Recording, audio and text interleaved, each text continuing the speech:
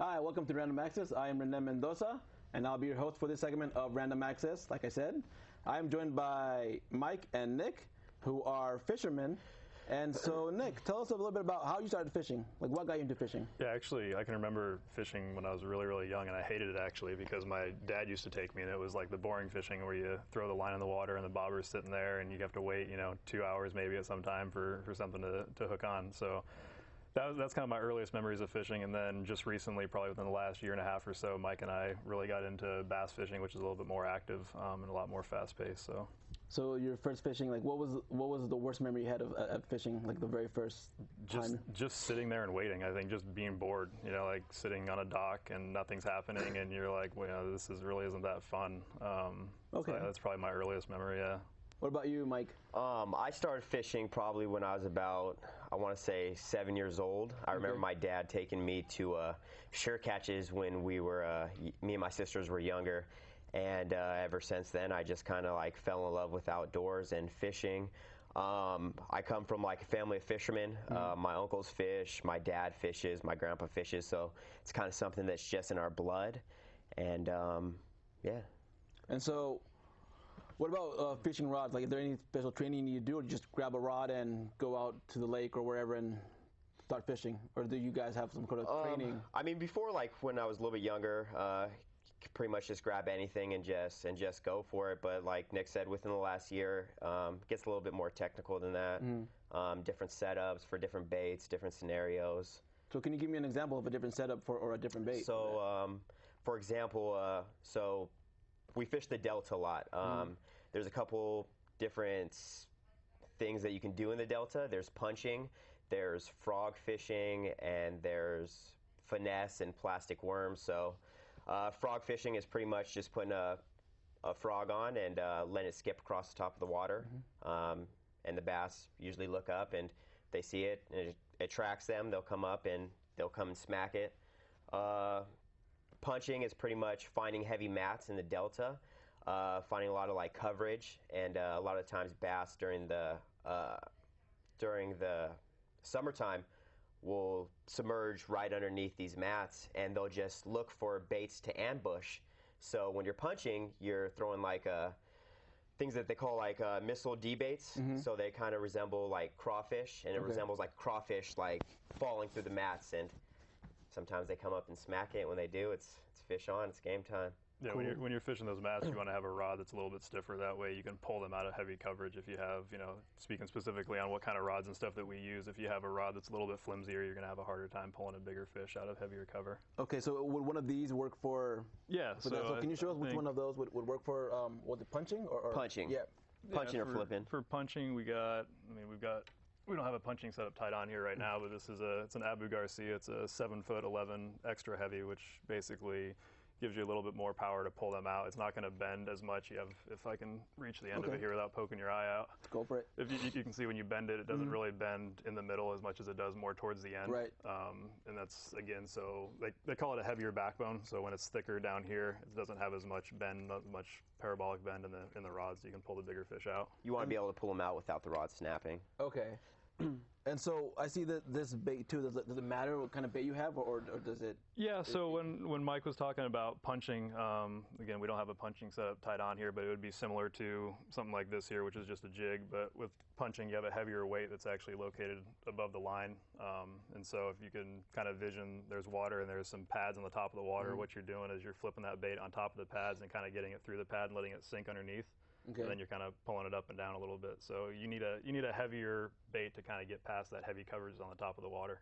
So it sounds like a lot of setups, a lot of waiting for that. Do you find it relaxing too, or like why do you why not go bowling or having a couple drinks? Like why fishing? Like I said, man, it's something that's just in me and Nick's blood. Even when we're out there and we don't catch fish, it's just being connected with the outdoors. It's the serenity that it gives us.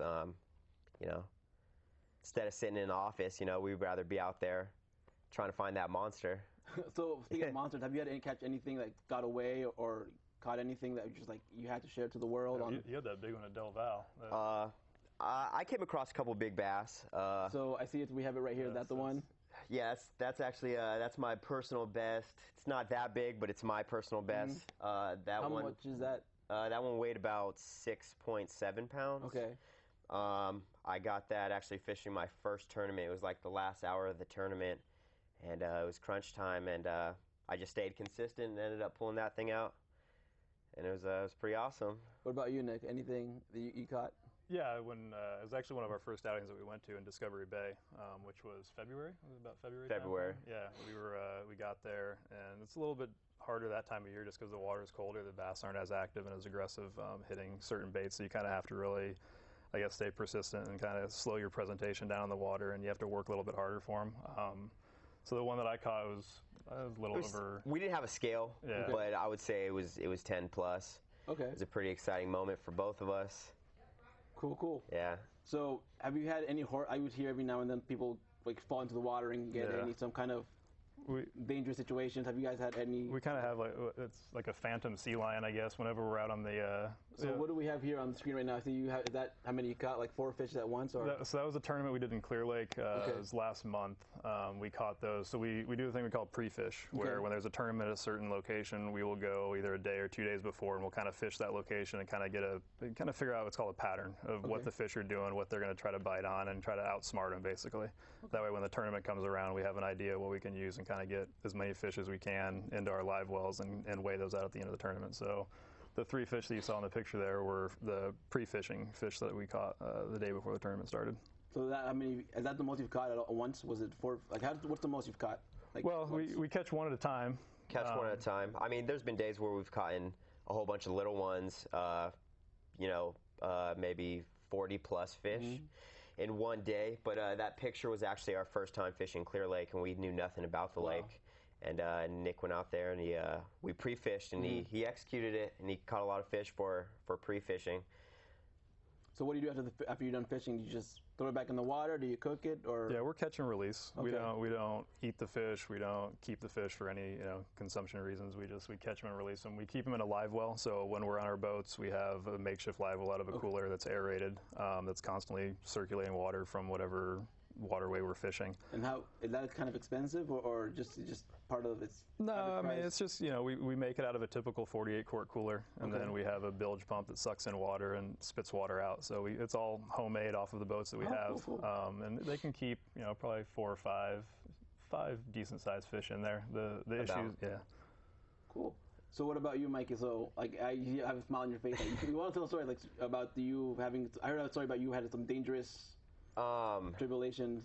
There was a couple of dangerous encounters when we fished the Delta with sea lions, but the sea lion really wasn't after me. It was kind of after Nick. But, So is this Nick's story, or you just he's not really fazed by the sea lion. I mean, we've run into him probably 3 or 4 times. Every time he surfaces, I always try to get to shore as quick as I can. I mean, things look cute. You want to pet him. He's just out there fishing still. So it's a tribute to him for sticking to it a little bit more than me. But I'm trying to keep my legs. Right. Yeah. Cool. So what else do you guys do? What about your kids? You guys take your kids fishing, or? I've taken my daughter fishing once. We took her up to Stevens Creek Reservoir, which was kind of a special moment. She caught her first fish, and she was pretty happy about. And she, surprisingly, she's a girly girl, so I didn't really think she was going to touch it. She had no problem touching it, but then as soon as it started to wiggle, she kind of had a meltdown. So, but it's all on video, so it's kind of a cool moment to savor and have the rest of your life. I haven't taken my daughter fishing yet, but I've taken her to Santa Cruz. That counts, I guess. There's fish in Santa Cruz. Yeah. So what else do you guys do besides fishing? Like with these rods, do you guys set them up too, or? There's a lot of prep. Yeah, it's a lot of preparation. I think when we we'll go fishing usually on a Saturday every week, and there's probably 2 days before that that go into preparing on whatever location we're going to. It's part of being a fisherman. You have numerous amount of tackle and stuff that you have to keep organized, otherwise it just gets kind of thrown aside and you don't know where it's at. So. And how do you decide which one is the rod to take, just on the destination, or? They all go. They all yeah, so on our boats we have a 6 rod holder, so we carry 6 rods on us at all times, just so we can switch back and forth and make it a quick switch. And so I saw earlier today you guys had little nets on them. I don't know if we have them, but there were little nets on the rods. What are those for the layman who don't know? Those are rod socks, pretty much, because we do a lot of traveling. So to protect the guides of the rods, and pretty much just to make sure that the rods don't get too banged up. Or scratched up. You want to keep them in the best condition, even though they're fishing rods and they're going to get scratched up. like I said, when you're traveling, sometimes they get banged up or scratched up, so you want to keep them protected at all times. And especially with these rods, you know, they're not the cheapest things in the world, so you just want to take good care of them. All right. Cool. They're like rod condoms.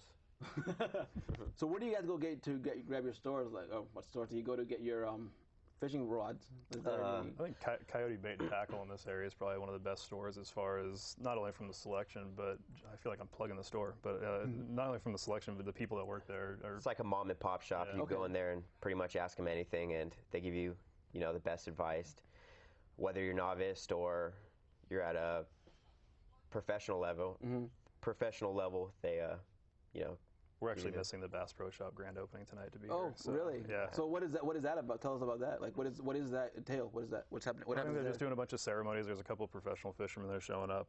Kevin Van Dam, I think, is one of them. I've got a lot of guys who have been on the Bassmaster Elite series for a long time. And I don't know what that is. What is the Bassmaster Elite?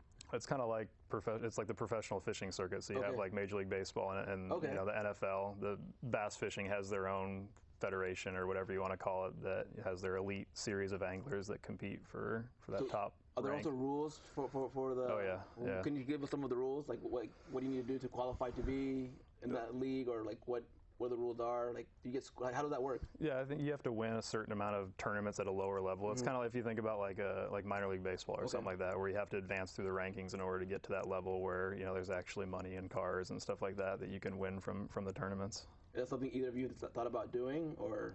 I mean, you know, it's something that we dream about, you know, to eventually be on that level. But, you know, we just started tournament fishing, so not sure if we're, you know, on that level yet, but maybe one day That's the thing about fishing. It takes a lot of time.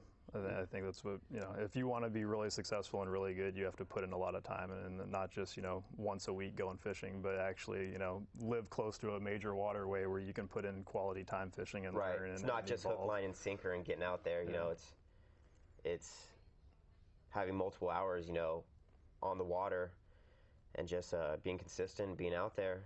So for people who want to take fishing, what do you recommend? Like, what is the first thing that they should all know before they take up fishing? I don't think you have to know anything. I think you just jump into it and learn as you go. I think that's kind of what we did really. Is I mean we might have known a little bit from, you know, either from our dads or from other people in our family, but I think we could both admit that we jumped into bass fishing kind of with no preconceived notions of what the right or wrong thing to do is, and just fell in love with it. Yeah. Okay. So what about, do you guys do any ceremonies before you go fishing, like any prep games or like psych yourself up to go fishing? I mean, we get coffee. And that's it? No, I mean, we get prepped up the night before. Okay. We'll talk about, you know, where we're going, or sometimes I'll ask Nick, you know, if he has a pattern for that day. Sometimes Nick doesn't want to tell me his pattern, so I'll just have to figure out a pattern myself. But that's okay, because, you know, we're fishermen, and sometimes, you know, you got to do it that way. Right. You still got to compete. Yeah. So anything else that you guys want to talk about before we sign off? We're running out of time. Nothing? No. Any last words for new fishers or your fellow fishermen? Just have fun with it. Enjoy it. It's relaxing. You know, it's a good place to kind of go and just think and reflect and be disciplined. Keeps you out of trouble.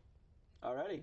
Sounds good. Well, that's it. Thank you for joining us this time at Random Access. Again, thanks to Nick and Mike for joining us all the way from Cupertino and Sunnyvale. Yep. We'll see you next time. Bye.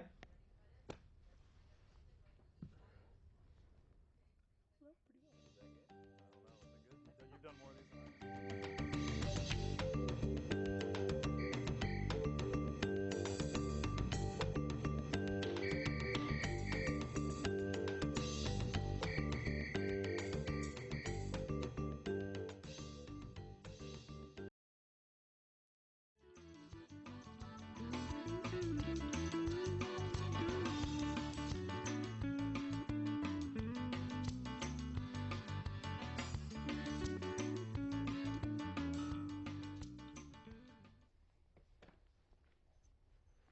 Hi, welcome to Random Access. I am René Mendoza, and I am joined by Jim Twu, a volunteer and producer at KMVT. So hi, Jim. How did you get involved with KMVT? About sometime in 2010, I had an itch to do a show. I saw the announcement on the cable channel 15. I saw a little scroll, and I've always seen the station because I live nearby. I always drove by back and forth, so I stopped by. I signed up for the class.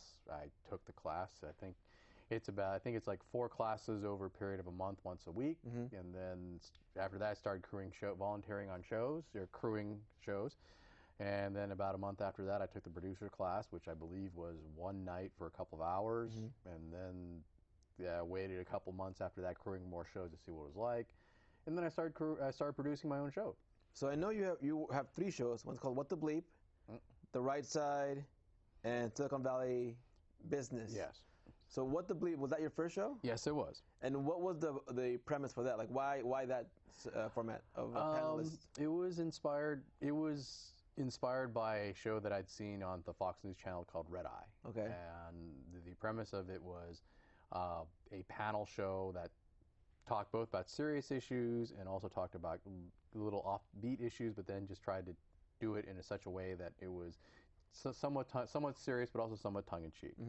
And so my spin on that was just just take out all the serious news shows and just talk about the off-the-beat issues, or just the non-headline stories, and just do a little bit off and just try somewhat serious, but then also not take it too seriously. Also be a little riffing, so to speak. And then The Right Side, what is that about? The Right Side is a more serious political talk show. It's we produce the show for the Conservative Forum of Silicon Valley, which meets in Mountain View once a month. And the premise of the show was to do a conservative themed talk show where people can talk about conservative politics. And the forum was very gracious in underwriting the show, and also after the first season, providing at least the guests that would speak at the forum once a month. And so that allowed us to get speakers that we otherwise wouldn't get. I think the most famous people that we've had, Steve Forbes. Yep, I was there for that one. We've had Sheriff Joe Arpaio, and I think we've had a Senator Jim DeMint. So we've had people that otherwise a community access show would not get. And I think that the show itself has been a very successful show from my expectations, because most of the host, Chris Pereira, has a very good host, and we talk about issues, and as opposed to personalities as much. So I think and I believe the forum's very happy with the show too. Perfect. So I noted that you also crew a lot of the shows. What is the most fun show you've ever worked on? The most fun show I've ever worked on. That's an interesting question. I mean, I enjoy doing a lot of shows. The shows which are kind of zany and a little bit let your hair down, I think, are the ones that are tend to be memorable in terms of enjoyable. So I enjoy doing a show, Frack the Canon, even though the host is kind of a slave driver. And he drinks backstage all the time. Yeah. So, but otherwise, it's a fun show because we all have a good time, and we all take bets at how many times the host of the show will touch his face during the course of the show. I do that a lot. I know. I remember for that show, my show, Frack the Canon, you called in as Iron Man, as Tony Stark. How was that like? Oh, that was hysterical. I just, it was kind of a riff, and I just figured, well, it was a callback to what you said at a previous show. Do you remember what it was? What did I say? Oh, you said that Iron Man was a lame-ass version of Batman. I'm sticking to that. All right, there you go. So, I mean, it was fun to spoof you, to spoof the host, and to play Iron Man, and to still play within the theme of the show, which was comic book characters. Because I assume at some point, just talking about comic books could be a little tedious unless you broke it up a little bit. Right. So, who is the most? Have there been any personality issues at the station? Everyone seems to get along. I've heard rumblings of people not getting along, but I've seen people been nothing but friendly with one another. Have you ever seen anything like that at this station, or have you heard it from any other stations? I don't know about other stations, since I'm a one station kind of guy. I don't cheat. Is that a poke at someone? Monogamous. No.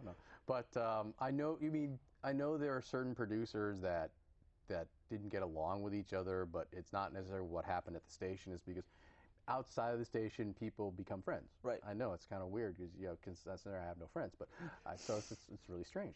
But so people will hang out outside the station and then do stuff outside the station, and then as with any relationships, every now a certain percentage just kind of goes south for whatever reason.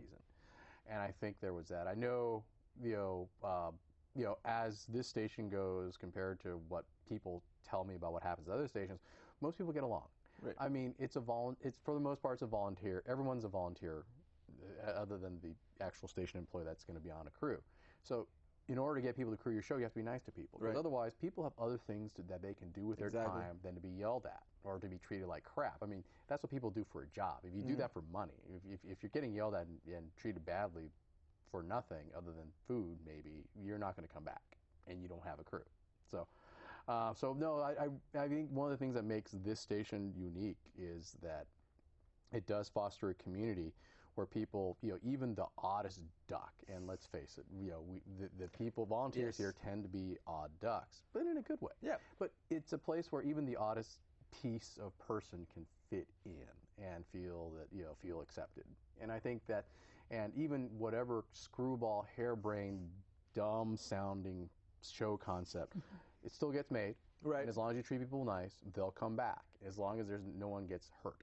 As long as no one gets hurt. So my question to you is why start? Is it a good thing to start a public access your show, or try to make it into Hollywood? Like, what would you recommend to people who want to have their own show? Like, why not YouTube? Why not Vine? Why start at a public access station and not do it on their own? Well, most people aren't going to get to start off in Hollywood unless you're like related to someone famous, right? So for the most people, I think the advantage of a public access station over making shows straight for YouTube is that you have the facilities that can make your show look more professional. You have the lighting, you have the graphics, you have the cameras, compared to like, well, I'm filming it on my 2 iPhones and maybe using the phone mic, right? So you have the capability of producing something that looks professional, or more professional than what you would do if you just did it on some handheld camera in your garage or basement or in the street or at Starbucks, right? So it has the potential of looking something better than what you stereotypically associate with Wayne's World. Perfect. So we're running low on time, but what about sports? I know this station covers high school sports. How was that? Like, did you ever think you would do sports? No, I didn't, and it's a very enjoyable experience because the parents and the kids appreciate it. And shooting sports it involves a different level of involvement in your camera work, especially when you're shooting cameras. And again, you get to see your community, and I think that's an extra bonus. What's your favorite sport to cover? I actually like volleyball. Why volleyball?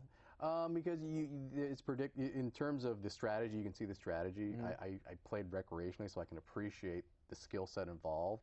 And every now and then, when you see someone spike the ball perfectly, it's just like, oh, how can I catch this? Something that takes a split second to hit the floor, right, before you can blink. All right. That's a challenge. So we're really low, but if you could do one more show here, whatever you want, what would it be? Are you going to come up with a new show, or are you kind of done? I'm hoping in the new year maybe to get a cooking show. Cooking show. Ooh. But we'll see if that happens or not. I have to get the cook. This is the cook we talked about a couple of years ago. Yes, we did. Okay. That everyone says, oh, we should do a show with him. It's like, well, someone's got to approach him. So we'll see if it happens. And you work on, everyone knows you here, so I'm pretty sure you'll be the one to get him, like, if anything. We'll find out. Because, I don't know him, so it's like, we'll see. Friend of a friend. Okay, sounds good. Well, thank you, Jim, for taking your time joining us, and we will see you next time at Random Access. I've been René Mendoza with Jim Twu. See you next time.